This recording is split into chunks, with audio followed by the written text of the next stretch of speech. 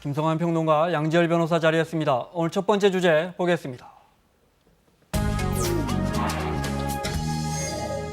전국의 버스 파업 다행히 모두 타결됐습니다. 어디는 요금을 올리고 어디는 준공영제를 확대한다는데 문제는 없는지 살펴보고요. 특히 국민 주머니 털어서 파업 막았다는 말이 맞는지도 좀 살펴보겠습니다. 버스 총파업은 다행히 비껴갔어요, 그죠? 네, 뭐 어제까지 11곳 지역에서 버스 노사 간에 이제 협의가 있었는데요. 네. 밤까지만 해도 7개 지역이 타결이 안 됐었거든요.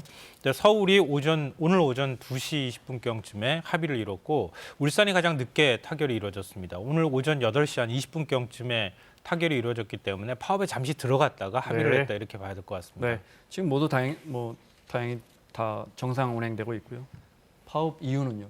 일단 주 52시간제가 가장 표면적인 이유입니다. 그러니까 52시간을 유예 기간을 뒀다가 7월부터는 이렇게 주 52시간을 바꿔야 되는데 시행되죠. 예, 그렇게 되면 어떻게 되냐면 기존에 일을 하시는 분들은 68시간 정도 일을 하셨다가 그 시간이 빠지기 때문에 그만큼 급여가 줄어들게 되고요. 또 네. 빠진 자리를 메꾸기 위해서는 다른 분들을 더 추가로 채용을 해야 되지 않습니까? 그러니까 일을 하시는 분의 입장에서도 회사 입장에서도 부담이 좀 늘어나는 상황이 되는 거죠. 네. 자, 협상 결과를 좀 시도별로 볼까요? 준비가 됐나요? 네. 방금 전에도 말씀드렸던 것처럼 서울은 타결이 됐고요. 지금 이제 흰색처럼 보이는 곳이 있는데 일단 파업을 보류한 곳도 있고 다 타결된 건 아니에요? 네, 다 타결된 네. 것은 아닙니다. 파업이 보류된 곳들은 이제 대표적인 게 경기도라고 할 수 있는데요. 경기도는 이 노사 조정 기간을 이달 말까지 연장을 했습니다. 왜냐하면 요금 인상을 지금 이제 네. 결정하지 않았습니까? 그래서 요금 인상에 따른 수입이 어느 정도이냐 이런 부분들을 판단하고 노사 합의를 하기로 했고요. 지금 이제 타결이 된 곳은 이제 파란색으로 표시되어 있는데요. 울산 앞서 말씀드렸고 부산 같은 경우에도 임금 4%가량을 인상하고 네. 월 24일 근무하는 것으로 이렇게 타결이 정년 됐습니다. 또 연장한 곳도 있네요. 저것도 네. 눈에 들어옵니다. 네. 그러니까 경기도는 버스 요금 올리기로 하고 다른 지역은 일단 안 올리는 겁니다. 네, 그렇습니다. 네. 일단 이게 지방자치단체 사무이기 때문에 각 네. 지역별로 저렇게 편차가 많이 생기는 거고요. 경기도 같은 경우 말씀하신 것처럼 200원, 한 450원 올리는데 이게 중요한 게 경기도가 사실 이렇게 주 52시간제 적용을 하면서 임금이라든가 숫자, 추가 인원이 필요한 가장 큰 지역이라고 합니다. 그러니까 추산하기로 한 3,000명 정도 또 그러다 보면 예산단 3,000원 가량이 추정치입니다만 더 필요했었는데 그래서 경기도가 제일 어떻게 보면 급한 불이었는데 이재명 지사가 이 부분에 동의를 해서 네. 극적으로 타결이 된 겁니다. 네. 자, 박원순 서울시장의 입장 잠깐 들어보겠습니다. 이번에 예. 기본적으로는 요금 인상 없이 적절한 인상을 통해서 파업은 막았다. 저는 이렇게 큰 의미가 있다고 생각이 되고요. 본래 준공영제라는 것이 일정한 이 재정 지원을 전제로 해서 탄생한 것입니다. 안 그렇죠. 그랬으면 옛날에는 결국은 돈만 되는 예. 노선만 운영하고 나머지는 운영을 안 하니까 운영이 안 됐으니까 예. 시민들이 그동안 불편했죠. 그리고 또 동시에 이 기사들의 처우가 사실은 너무 비인간적이었는데 그래도 그게 어느 정도는 나아졌고 이런 예. 것들이 준공영제의 혜택이고 그러면 당분간 버스 인상 요금은 없습니까? 없습니다. 버스 준공영제를 다시 한번 설명해 주시면요. 간단하게 말씀드리면 민영과 공영의 장점을 결합한 제도다. 그러니까 그런 교통 시스템이라고 생각하시면 되는데요.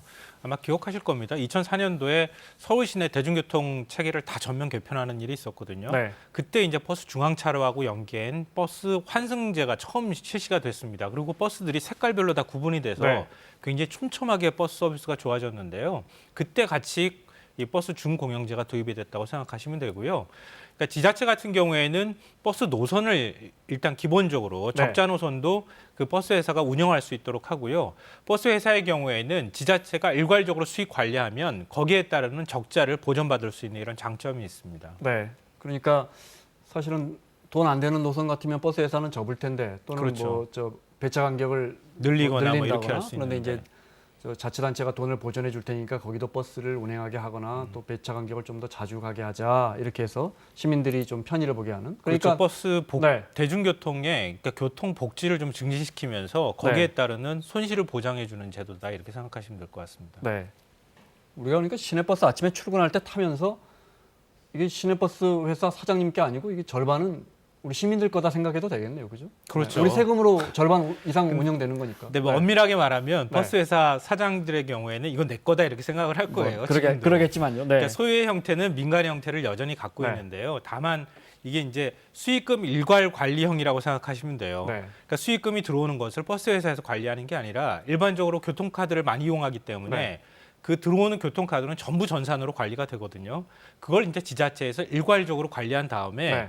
그 다음에 일반적으로 표준 운임이라고 해서 운송에 필요한 기본적인 요금을 만들고 네. 거기에 한 3.6% 되는 이익을 버스 회사에 주고 네. 나머지 돈 중에서 적자가 만약에 난다 이러면은 그걸 이제 지자체 예산으로 메워주는 거죠. 네, 알겠습니다. 지금 경기도 빼고는 거의 다 하고 있더라고요. 네. 이게 사실 거의 다라고 말씀드리긴 좀 어렵고요. 네. 서울, 대구, 광역시는 거의 다 하고 있다. 네, 서울, 대구, 대전, 광주, 인천, 제주 네. 한 5개 지역에서 실시 중이라고 생각하시면 되고요. 네. 경기 지역 같은 경우에는 광역버스는 도입을 했는데 경기도가 워낙 넓잖아요. 지자체 숫자도 많고. 네. 그래서 지자체별로 사정이 다 다르기 때문에 각각의 시내버스의 경우에는 그 사정을 일률적으로 맞출 수가 없어서 아직까지 준공제를 도입하지 못한 것들이 꽤 네. 있습니다. 자, 근본적으로 이 문제가 이번 파업 문제가 불거진 건 앞서 들으신 것처럼 52시간, 주 52시간 근무 이제 곧 시행이 되는데 사실 버스 기사분들은 아주 대표적으로 중노동 하루 근무 시간이 길죠. 그 실태 잠깐 보겠습니다. 새벽 5시 20분에 버스 기사 이윤영 씨의 하루가 시작되는데요. 사무실에 이제 출근 확인하고요. 돈통이라 불리는 음주 측정도 하는군요. 네, 돈통이라 불리는 요금 수납기 챙기고 또 차도 확인해야죠. 단말기에다가 제가 운전수 아이디가 저기가 있거든요. 4번을 입력을 하고 출발을 하는 거죠. 버스 첫 운행은 새벽 6시입니다. 이 버스가 노선을 한 바퀴 도는데 걸리는 시간 한 2시간 반 걸리고요. 그리고 이제 한 30분 잠깐 쉰 뒤에 다시 운전대를 잡습니다. 점심시간도 따로 없이 이렇게 하루 6번을 돌아야 합니다. 자정 가까이 운행이 이어지죠. 격일제이긴 해도 하루 17시간을 훌쩍 넘는 중노동입니다. 17시간은 조금 오바되는 오랜 시간하고 있죠. 무릎이 좀 많이 아프거든요. 쉴 시간이 짧기 때문에 또.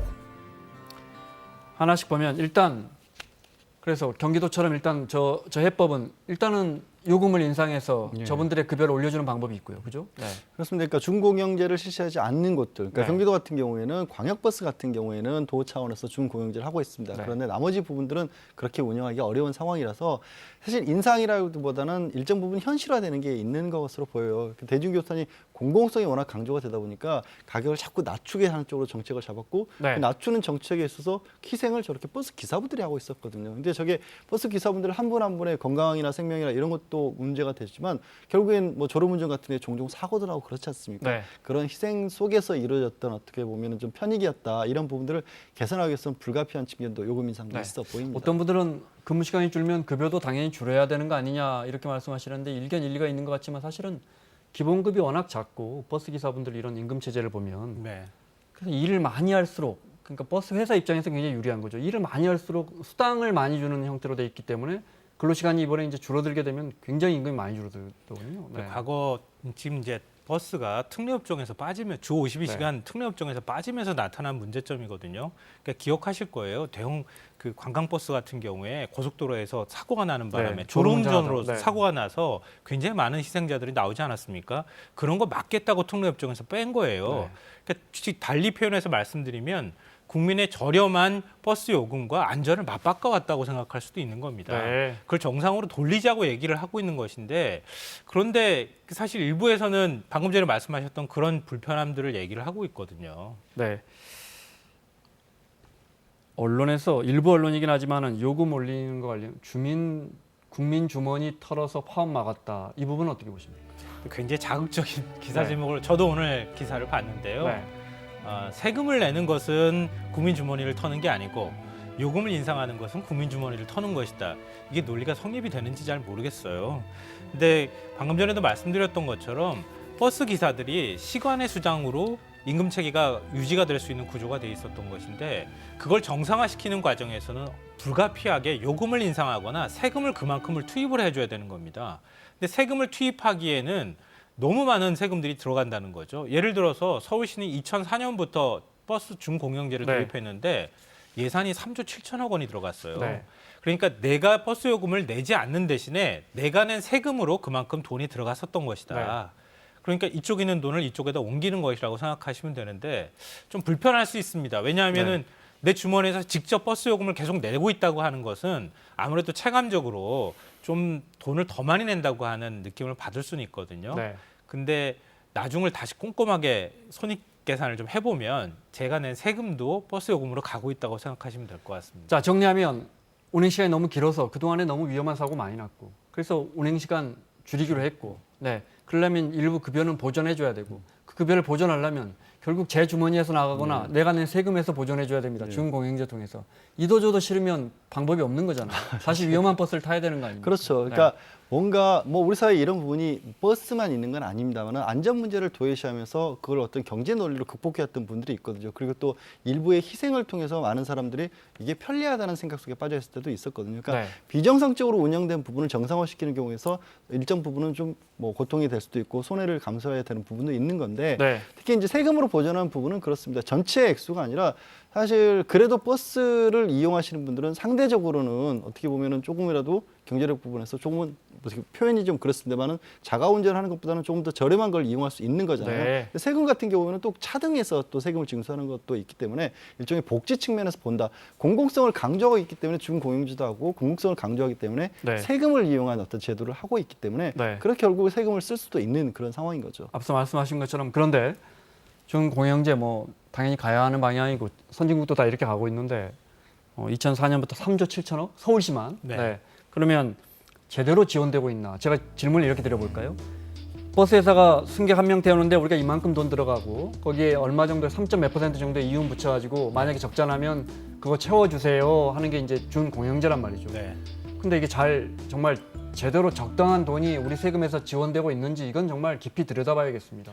앞서도 말씀드렸던 것처럼 민간 기업이지 않습니까? 민간 기업을 뭔가 강제하는 데는 좀 한계가 있거든요. 근데 민간 기업 경영의 투명성이 일단 보장이 되어야 하는데 그게 좀 안 되는 측면이 있다. 이건 뭐 전체가 다 그렇다 이렇게 제가 단정적으로 말씀드리기는 어렵지만 이게 대표적인 예로 그러니까 서울이 65곳의 버스 회사가 현재 운행 중에 있거든요. 그 중에서 대표가 친인척을 뭐 임원이나 이렇게 쓰고 하는 가족 형태의 어떤 회사가 42곳이 있고요. 그리고 2개 이상 버스 회사를 소유하고 있는 곳이 11곳이나 됩니다. 그러니까 이런 이제 가족 회사 형태로 되어 있는 곳들이니까 친인척을 임원으로 두고 예를 들어서 억대 연봉을 줬다거나 이렇게 할 경우에는 버스 회사 인건비도 다 버스 회사는 인건비를 올릴 거고요. 표준 운송 원가에 거기에 이제 포함이 될 수 있다는 거죠. 그리고 적정 마진이나 이윤을 붙여서 손해가 거기서 발생하면 적자를 보전해 주는 것이니까 버스 회사가 그런 부분에 있어서 이익을 내기 위해서 노력하기보다는 자신들의 이익을 그러니까 일종의 뭐 더 많은 이익을 자기들이 가져가기 위해서 이런 식으로 원가를 부풀리는 경우가 생길 수 있다는 거죠. 예전에 제가 취재해 보니까 기름값도 당연히 그 운송원가, 표준 운송원가에 들어가고요. 주차장비, 심지어 세차비도 들어갑니다. 세차 깨끗하게 씻어야 되니까, 차를 세차해야 되니까요.